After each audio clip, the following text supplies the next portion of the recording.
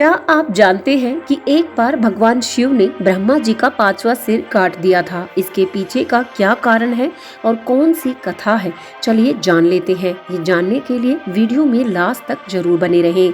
एक बार ब्रह्मा जी के सामने सृष्टि रचना को लेकर बहुत ही कठिन समय था।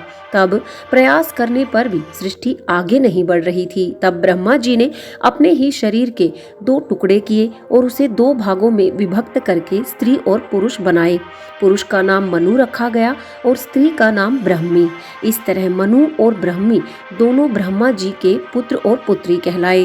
परंतु देवर्षि नारद ने किसी कारणवश ब्रह्मा जी को ये श्राप दे दिया, जिसके फल स्वरूप ब्रह्मा जी के मन में अपनी ही पुत्री ब्रह्मी के प्रति कामना उत्पन्न हो गई। ब्रह्मी का सौंदर्य अप्रतिम था, जिसे देखकर सृष्टिकर्ता अपनी रचना पर मुग्ध हो गए। वह ब्रह्मी को टकटकी लगाए देखते रहे। उनकी आंखों में अपनी पुत्री के लिए स्नेह और आशीष का भाव नहीं था, अपितु उसे प्राप्त करने की कामना थी।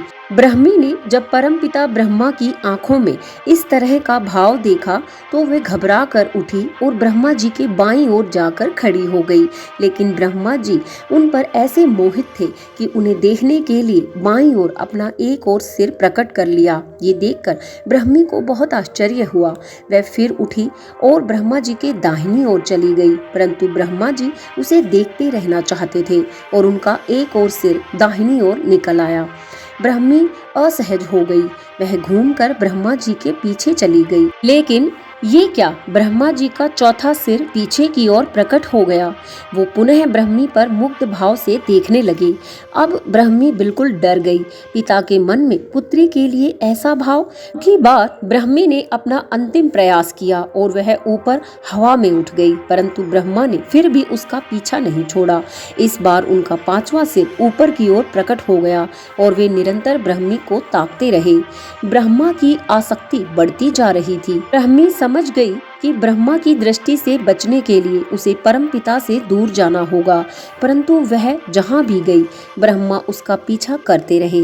ब्रह्मा से बचने के लिए ब्रह्मी ने पशु पक्षी तक का रूप धारण किया, परंतु फिर भी ब्रह्मा जी पशु पक्षी के रूप में उनके साथ साथ चलते रहे। ब्रह्मी ने घोड़ी का रूप धारण किया तो ब्रह्मा जी घोड़ा बनकर उनके सामने प्रकट हो गए। उन्होंने गाय का रूप लिया तो ब्रह्मा जी बैल बन गए।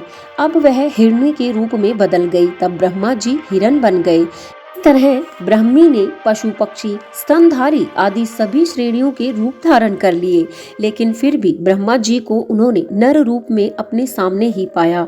ब्रह्मी ने इस तरह एक एक करके 100 रूप धारण किए, जिसके चलते उनका नाम शतरूपा पड़ गया। अधिकतर ग्रंथों में ब्रह्मा की संतान के रूप में मनु और शतरूपा का नाम ही मिलता है।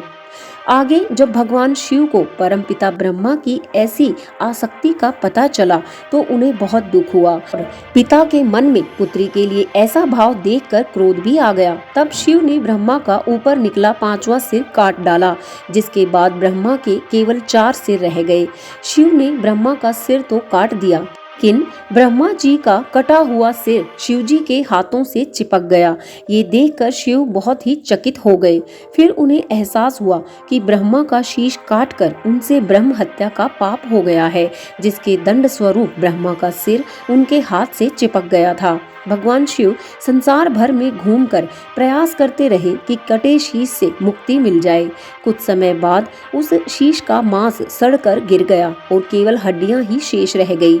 इस तरह शिव के हाथ में खाली कपाल ही रह गया, इसलिए उनका एक नाम कपाली भी पड़ा।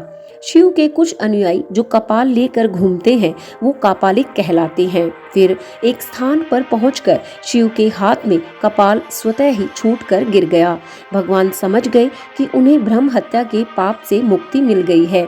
इस कारण वह भूमि जहाँ पे कपाल गिरा था मोक्षदायिनी मानी जाने लगी और मान्यता है कि उस जगह लोगों को अपने पापों से मुक्ति मिलती है। बाद में यही स्थान काशी वाराणसी कहलाया। काशी को सप्तपुरी के नाम से भी जाना जाता है। सप्तपुरी में वो 7 पवित्र स्थान शामिल हैं जिन्हें मोक्ष प्राप्ति का तीर्थ स्थल माना जाता है, जिसमें वाराणसी के अलावा अयोध्या, मथुरा, द्वारका, हरिद्वार उज्जैन और कांचीपुरम शामिल है। इस तरह शिव जी और ब्रह्मा जी की ये कथा दर्शाती है कि जब आप अपने हद से बाहर अपनी लक्ष्मण रेखा को पार करके कोई काम करते हैं तो बुरा हश्र ही होता है, यहाँ तक कि आपकी यश कीर्ति भी धूमिल हो जाती है। इसलिए हमेशा अपने परिवेश में रहकर ही कोई कार्य करना चाहिए।